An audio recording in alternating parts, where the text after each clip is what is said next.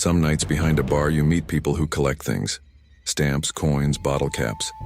But that November evening in Bellingham, Washington, when a man walked into the captured crown carrying a leather satchel that whispered, "I learned there are collectors who hunt things that shouldn't exist.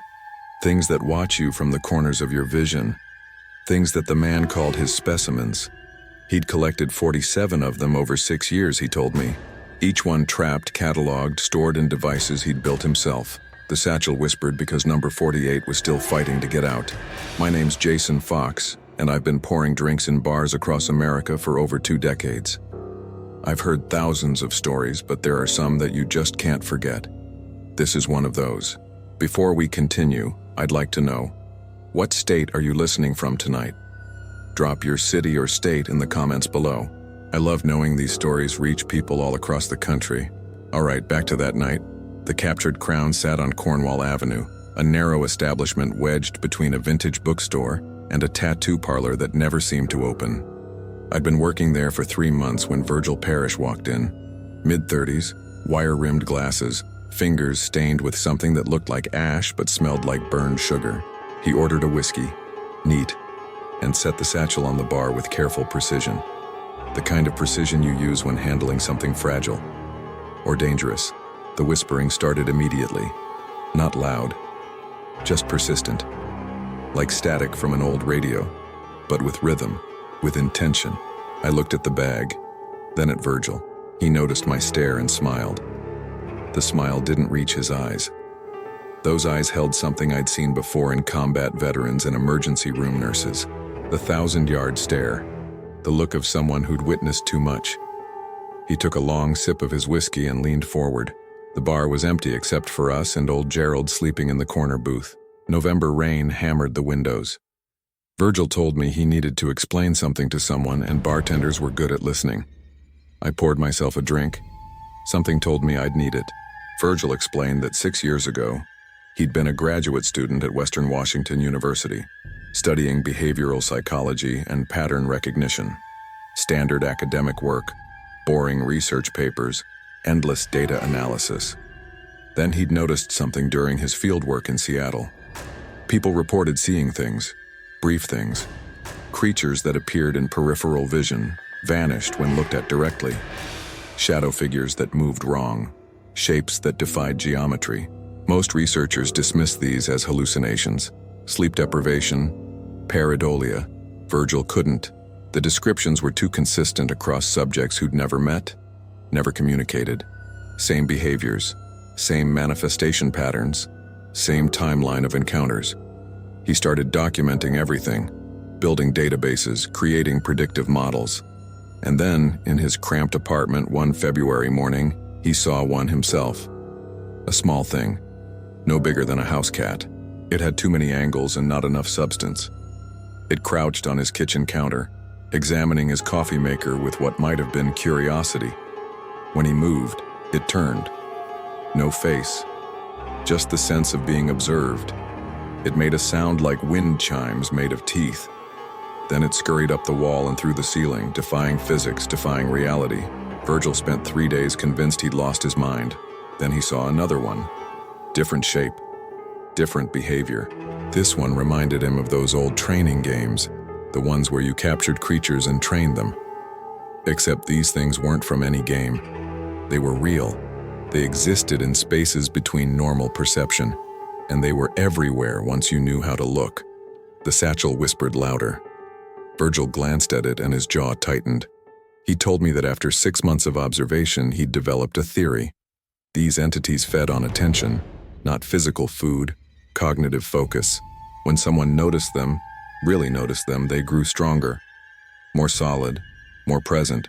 That's why they vanished when directly observed. Direct observation gave them too much energy, made them unstable, but indirect observation, that was different. If you watched them without looking at them, acknowledged them without focusing, you could interact. Carefully, he started experimenting, leaving out objects, creating environments, testing responses. The entities were curious, playful even, some aggressive, some timid, each with distinct personalities, distinct patterns. That's when Virgil built his first capture device. He pulled a small sphere from his pocket. Metal and glass, about the size of a baseball, covered in etched symbols that hurt to look at. Inside, something moved, barely visible, a shimmer, a presence. He explained that the device created a containment field, a pocket of space-time folded in on itself. The entity inside existed in a perpetual state of indirect observation, stable, contained, collectible. The first one had been accidental. He'd been working on electromagnetic field generators, trying to measure the entity's energy signatures. One had gotten too close, the field activated. The thing had been pulled inside and couldn't get out. Virgil had stared at the sphere for an hour, watching the shimmer settle. And then he'd realized what he could do. He could catalog them, study them, build a collection. Over the next 5 years, Virgil had captured 47 entities, different types, different classifications. He'd developed a system, combat types that showed aggression, ethereal types that phased through matter, psychic types that influenced thoughts. He kept detailed notes, behavioral observations, interaction logs. He rotated them out of storage periodically, letting them manifest in controlled environments, studying them, training himself to work with them. The way he described it made my skin crawl. Training. Like they were pets, like they were tools. But the way his hands shook when he held the sphere told me something different. Fear. He was terrified of them. Obsessed. Yes, but terrified. I asked him why he kept doing it. Why not destroy the devices, let the things go, forget they existed? Virgil's expression went hollow. He told me he couldn't. Once you started collecting, once you built the connection, they knew you. All of them knew you. The ones you'd captured and the ones still out there. They tracked you, followed you, tested you. If he stopped, if he showed weakness, they'd come for him, all at once. The satchel thumped against the bar. Something inside was moving. Pushing. Virgil flinched and grabbed the bag. His knuckles went white. He told me number 48 was stronger than the others. He'd found it 3 nights ago in the alley behind a music venue downtown. Massive thing. Tall as a person. Multiple limbs. Eyes that reflected starlight even in complete darkness. It had been feeding on the crowd's energy during concerts, growing powerful. Virgil had used 4 capture spheres before one finally held.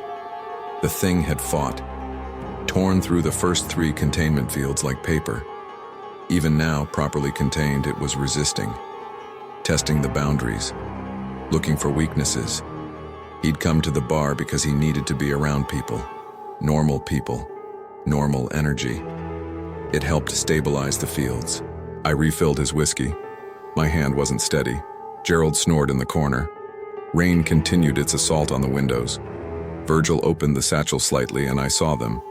7 spheres, each containing a different shimmer, different presence. They pulsed with their own rhythm, their own light. Beautiful and horrible. He told me about his favorite, number 12, a small entity he'd found in a library. It fed on forgotten words, obscure knowledge. Virgil could release it sometimes, let it manifest, and it would communicate. Not with language, with concepts, pure understanding transferred directly to his mind. It had taught him things, how the entities reproduced, how they traveled between dimensions, how they'd always existed alongside humanity, invisible until someone learned to see. But number 12 had also shown him something else. The entities weren't animals. They weren't mindless. They were aware, intelligent, and they remembered. Every capture, every containment, every moment of imprisonment, they remembered and they waited. Because eventually, every collector made a mistake, got careless, lost focus. And when that happened, the collection turned on its owner.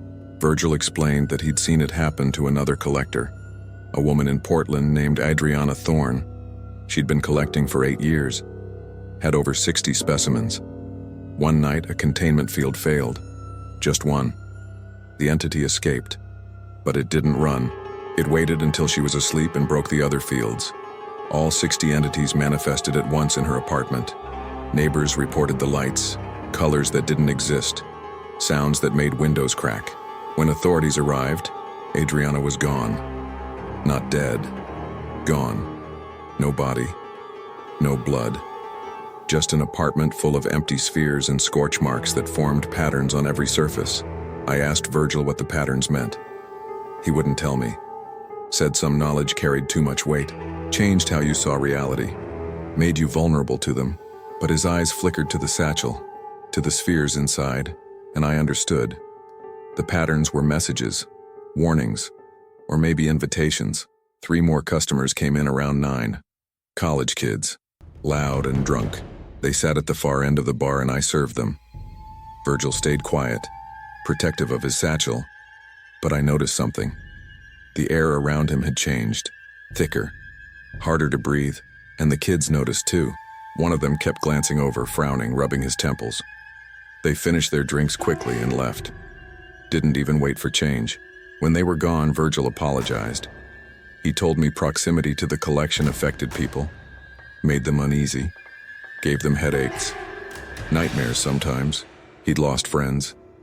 His advisor had stopped returning calls after they met for coffee, and Virgil had brought 3 spheres with him. His girlfriend had left him after waking up one night and seeing things crawling on the ceiling. Things that shouldn't exist, things that were there because of him. He was alone now. Just him and his collection. 47 captured entities and 1 still fighting in its sphere. He traveled constantly. Bellingham this month.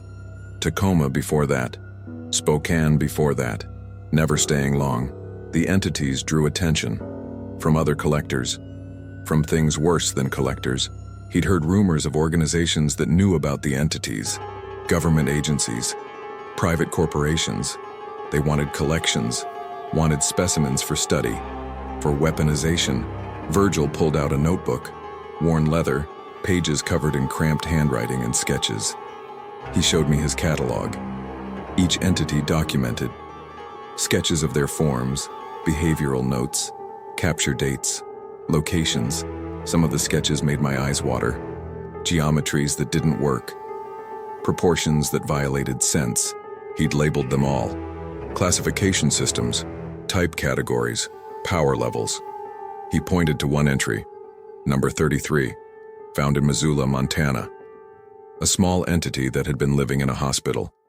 It fed on pain, not causing pain, just consuming it. Patients near it reported feeling better, lighter. Their suffering diminished. Virgil had watched it for weeks, documenting.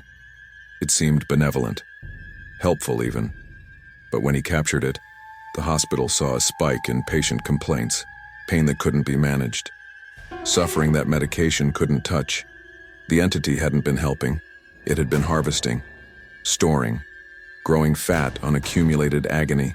Virgil released it back near the hospital 2 weeks later. His only release. He couldn't keep something that might actually be doing good, even accidentally.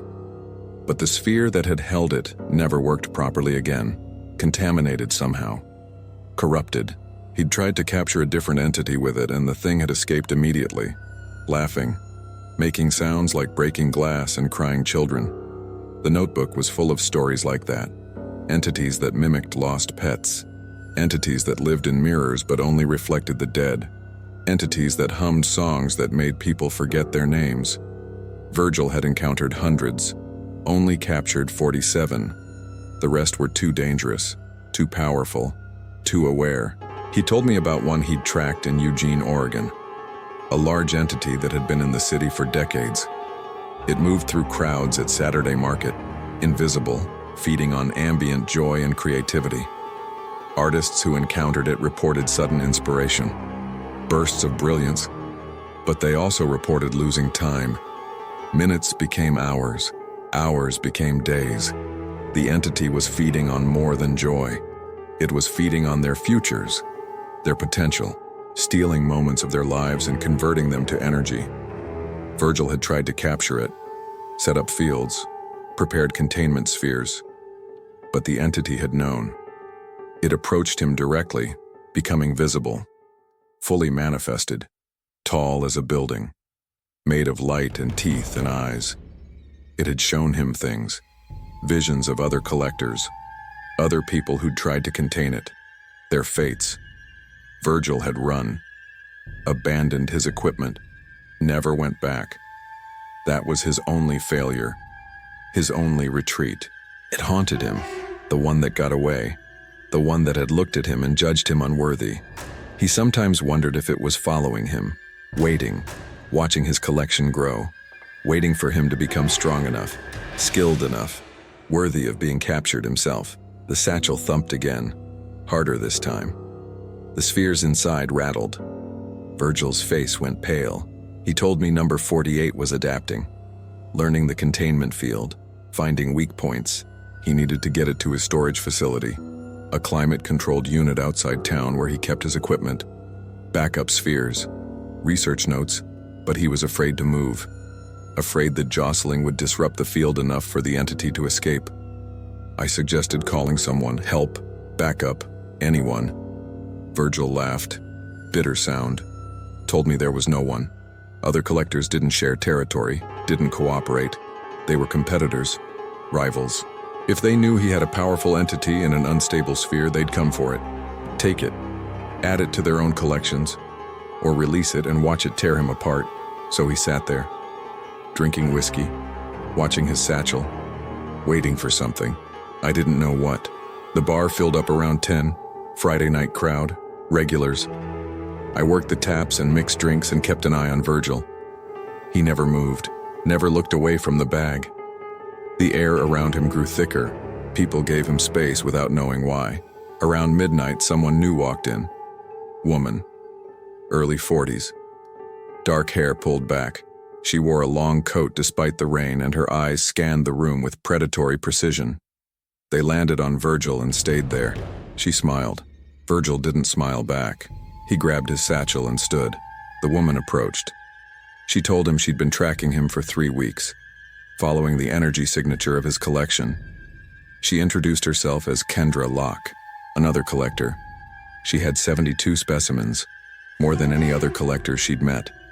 She'd heard about Virgil, about his methods, his success rate. She wanted to compare notes, share research, perhaps trade specimens. Virgil backed toward the door, told her he didn't trade, didn't share, didn't cooperate. Kendra's smile widened. She told him everyone traded eventually. Everyone needed something. She reached into her coat and pulled out a sphere, larger than Virgil's, more complex patterns etched into the metal. Inside, something massive moved, something that made the lights flicker and the glasses behind the bar vibrate. She offered a deal, her specimen for his number 48, the entity in his satchel. She'd been tracking that one for months, lost it to him 3 days ago in the alley. She wanted it back. In return, she'd give him something rare, something unique, an entity that could communicate clearly, answer questions, reveal secrets about their kind. Virgil refused, told her number 48 was his capture, his specimen. Kendra's expression hardened. She told him collectors had rules, unspoken rules, traditions. When someone lost a capture, they had right of challenge, chance to reclaim. She was invoking that right. Here, now. I stepped forward, told them both to take it outside. My bar, my rules. No weird collector disputes on my floor. They both ignored me. Virgil set his satchel on a table and pulled out the largest sphere. Inside, the entity thrashed. Shadows that weren't shadows. Limbs that bent wrong. Eyes like collapsed stars. Kendra set her sphere down opposite. Her entity was different. Fluid. Constant motion. It reminded me of ocean currents and spider webs and mathematical formulas all at once. Beautiful and incomprehensible. She told Virgil the rules. They'd release both entities in a controlled space. Whichever entity dominated would be captured by its controller. Winner kept both entities. Loser left empty-handed. Virgil agreed. His hands shook, but his voice stayed steady. They decided on the back alley, away from civilians. I followed because I couldn't stop myself. Had to see, had to understand. A dozen other bar patrons followed too, drawn by something they couldn't explain. Compelled. The alley behind the captured crown was narrow and dark. Rain had stopped, but water pooled in potholes. Virgil and Kendra stood 20 feet apart. Each held their sphere. On 3, they activated the release mechanisms. The spheres opened. The entities emerged. Reality bent around them. The air shimmered. Colors appeared that had no names. Number 48 manifested fully, 7 feet tall, 4 arms, a head that was all angles and edges. It screamed, sound like tearing metal. Kendra's entity flowed around it, tendrils of light and matter, probing, testing. They fought, if you could call it that, clashing with physics and logic. Number 48 tried to grab, to tear, to dominate through force. Kendra's entity adapted, changed form, became fluid when attacked, became solid when attacking. It was faster, more experienced, more intelligent. Within 2 minutes, number 48 was overwhelmed. Kendra's entity had wrapped around it, constricting, consuming. Number 48's screams became whimpers. Then silence. Kendra raised her sphere and activated it. Both entities were pulled inside. The field stabilized. She'd won. Virgil stood frozen, empty-handed, defeated. Kendra walked past him, told him he was talented but inexperienced, needed more time, more captures, more understanding. She'd be watching his progress. Maybe in a year or two he'd be ready for another challenge. She disappeared into the rain, gone. I helped Virgil back inside. He collapsed at the bar. His face was hollow, empty. He explained that losing an entity in challenge meant more than just losing that specimen. It meant weakness. Other collectors would know. They'd target him, challenge him, take more. His collection would be stripped away, distributed among stronger collectors. He'd be left with nothing. But it was worse than that. The entities themselves would know. His remaining 46 specimens would sense his defeat. They'd push harder against their containment fields, test more aggressively, united by their controller's weakness. Coordinated escape attempts would follow. Within a week, maybe less, his entire collection would be free. I asked what he'd do. Virgil looked at his satchel, at the remaining spheres. His expression changed. Something hard settled behind his eyes. He told me there was one option. Release them himself. All of them. At once. But controlled. Directed. Point them at Kendra. Let them know who'd taken their companion. Let them seek revenge while he fled. Start over somewhere else. It was insane. Dangerous. 46 entities released simultaneously would devastate everything nearby. Buildings, people, reality itself might fracture under the strain. But Virgil wasn't thinking clearly, wasn't thinking rationally. He was a collector who'd lost his collection. Obsession had rotted his judgment. I tried to talk him down, told him there were other options, other ways. But he wasn't listening. He gathered his satchel and stood, thanked me for the whiskey, for listening, told me I should leave town for a few days. Things were going to get complicated. He walked out of the captured crown. I watched him go, watched him disappear into the Bellingham night, carrying 46 entities in a leather bag, walking toward something terrible. I called the police, tried to explain. They thought I was drunk, hung up on me. 3 days later, the news reported strange phenomena in downtown Bellingham. Lights in the sky, mass hallucinations, dozens of people experiencing shared nightmares, buildings with windows shattered in patterns, geometric patterns. The authorities blamed a gas leak, collective hysteria, contaminated water supply, but I knew better.